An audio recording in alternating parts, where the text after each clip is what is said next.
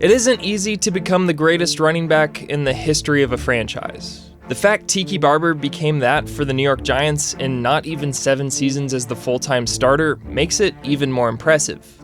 But what's an even bigger accomplishment is that through all that success, he still managed to alienate himself from the team, feud with superstar teammates, and make it so when he retired in his prime, nobody missed him. Tiki Barber joined the Giants in 1997 as a second-round pick out of Virginia. He was thought of as a third-down, change-of-pace back who could provide a nice spark for an offense that had fallen further and further behind the rest of the league. Considering Barber had helped the University of Virginia return to college football relevance, there were hopes he could have a similar impact in New York. Not to say they were treading water, but it had been 7 years since the Giants won their division. It was starting to feel like they were leaving opportunities on the table. Their Super Bowl 25 victory was well in the rearview mirror, and having been long buoyed by the defense, they needed a rejuvenation on offense. Barber did quickly provide a boost, which helped the offense pick things up a bit. But over his first 3 seasons, his touches were inconsistent, and most of the damage came through the air. That changed in year 4. Paired with first-round bowling ball Ron Dayne, he became the far flashier portion of a thunder and lightning duo that helped New York return to the Super Bowl. But thanks to Kerry Collins, we're not going to talk about what happened there. Barber had finally been able to show off what he could do, and it came at the perfect time. He played himself into a long-term deal with the Giants, and proclaimed himself the happiest man in New York. He showed his appreciation and faith in the organization by spreading his signing bonus across the first 2 years, which helped the Giants out. It was a great fit as both sides looked forward to Barber being a Giant for life. That sort of security can be a tricky thing though. Whether things are good or bad, you're a part of it all. And when the team has pegged you as a key player, there's going to be plenty of opportunities for your voice to be heard. The following season was a down year for every Giant not named Michael Strahan. With this vicious takedown of Brett Favre in Week 17, he claimed the single-season sack record. And Strahan did so while also looking out for the team. He said he'd help the Giants get into a better cap situation. Much needed assistance considering New York was over the cap heading into 2002.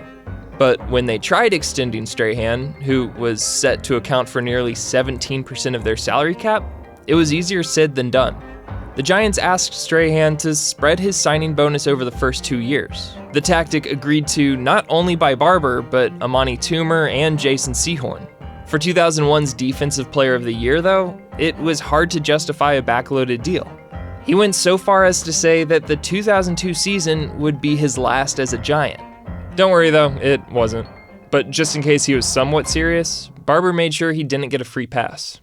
He called Strahan out for being selfish, greedy, and not trusting of the organization. An organization that Barber himself was very fond of.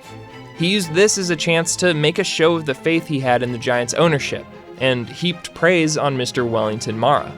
But Barber's teammate and 10-year vet Keith Hamilton didn't want to hear it. He came to Strahan's defense and encouraged the running back to return his $7 million bonus if he was feeling so generous. Strahan, while couching it in some complimentary language, alluded to Barber being jealous of his status on the team and in the league, and credited the comments as Tiki's attempt to establish himself. A tactic which Strahan said had been noticed by guys throughout the league and was not a great look.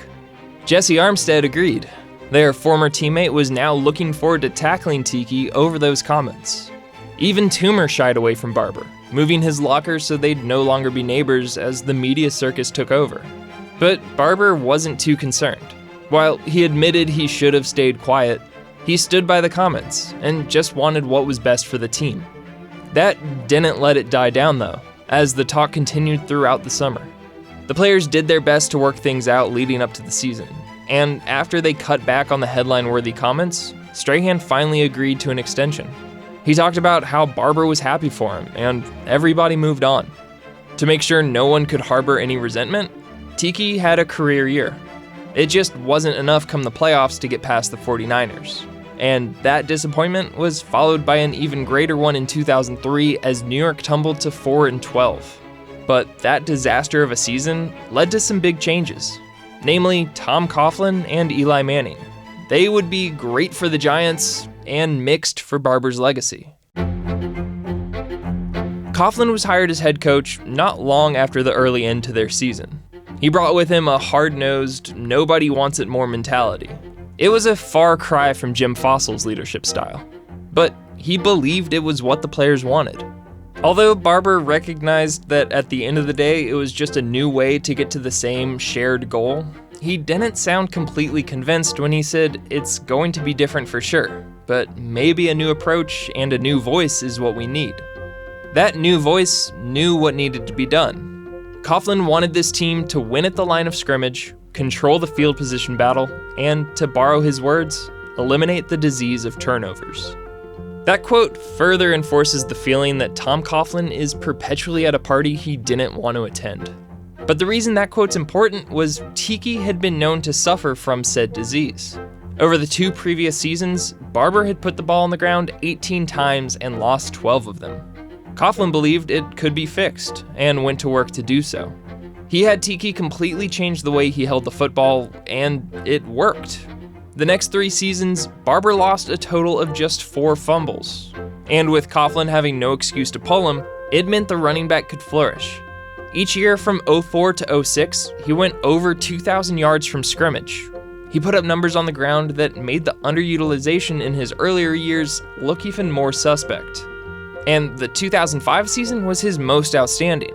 It just also came with some major road bumps. Less than halfway through Barber's monster year, both heads of New York Giants ownership passed away. Barber was especially close with Mara. He'd spent time at his bedside during the owner's final days. And 2 days after Mara's funeral, Barber rushed for over 200 yards in a shutout win against Washington.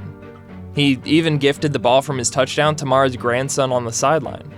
One of the greatest seasons a running back has ever had was just part of Barber's mission to honor the team's late owners. But after winning the NFC East, it was all a disappointment as wildcard weekend didn't go their way. The Giants were shut out by Carolina. What made things worse was the Panthers were led by former New York defensive coordinator John Fox. Afterward, Barber sounded off. He complimented Carolina's scheme, their game plan, and in case he wasn't clear, said the Giants had been outcoached. Those comments didn't fly with Coughlin. The coach called the running back in for a film session the next morning, and by the end of it, they were quote-unquote on the same page. This was a team loss. Everyone was at fault. Coughlin complimented Tiki for being a good guy, a good player, and Barber said, "It's fine." And if you want, just try to guess which of those 2 convincing speakers would continue to have problems with the other. If you pick the one who would also announce his impending retirement 5 games into the next season, well, you'd be right. Barber, who was averaging over 100 yards rushing per game, decided that 2006 would be his last year. But the goal remained the same for both coach and player, to finally win a Super Bowl. Those hopes took a hit in the middle of a 4-game losing streak. A Monday night loss to Jacksonville brought back the old flame. After 5 first-half carries amounted to just 16 yards, the Giants abandoned the run game. And after the 16-point loss, Barber teed off. He threw Coughlin under the bus, saying it wasn't complicated. Running the ball is something that teams and kids and coaches do from 12 years old to college and up and beyond. This isn't rocket science, it's football. He called it unacceptable, that the Giants would never win a football game that way, and described Coughlin's reasoning as a cop-out.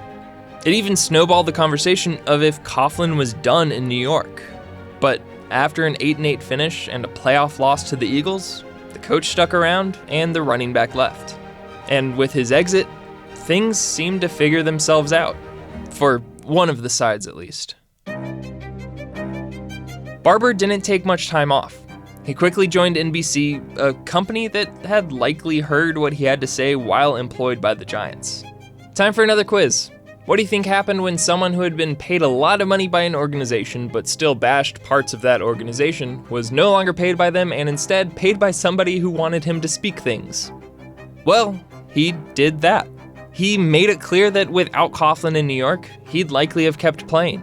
Barber said that the coach had pushed him towards doing TV, in part because Coughlin's coaching style had been taking a toll on Tiki. New York's coach did his best not to respond, but eventually caved. He pointed out how many seasons they had worked together and how each of those happened to end with gaudy numbers for Barber. And a few months later, Tiki found a fresh muse. He called out the new leader of the team. During a preseason broadcast, Barber opened up about Eli Manning. He put him on blast for a lack of leadership skills, calling some of what the quarterback said in the locker room to fire up the team almost comical.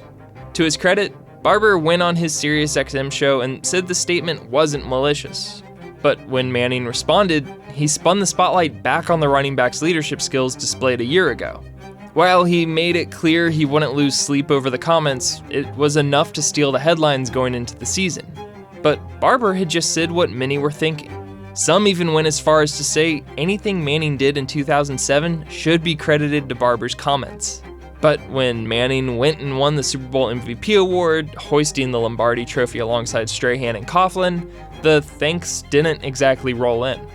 He was far from well received by his former teammates, who he was forced into contact with as he worked the event. But like a former boyfriend bartending the wedding of his ex, Barber made it clear that he was good. He had no regrets. And over the years, as the Giants added a second ring to the fingers of Coughlin and Manning, Barber's beef kinda began to fade. He attempted to take credit for the changes that helped lead New York to success, such as Manning becoming more of a leader or Coughlin changing some of his coaching habits. But at this point, Barber was all over the place. He left his very pregnant wife for an intern at NBC. He attempted to unretire but failed to find a suitor. And while bouncing around networks, he made time to call for the firing of Coughlin. Manning, now vocal and comical in a different way, responded as such. It's good to hear from old Tiki. And when Eli Manning burns you that efficiently, there's only one thing to do. Finally go back on everything you ever said. You find ways to defend your original beefmate. You praise the same coach you went at it with and requested his ouster. You celebrate the franchise quarterback you previously had nothing good to say about and speak against his new critics. And with all that, it might be enough to be sort of welcomed back by the team over a decade after retirement. Tiki Barber will likely always be one of the greatest running backs in Giants history when just looking at the numbers. He was rarely loved as much as he deserved and often hated at an appropriate level. But whatever he did, whether it was finding success or shame, he did it in a way that only Tiki Barber could. Hey, thanks for watching. Make sure you subscribe to SB Nation and hit the bell for notifications. And to find out what happened next for the Giants, check out this episode of Collapse. Or watch the other video. I don't care, it's not like I worked really hard on it just for you.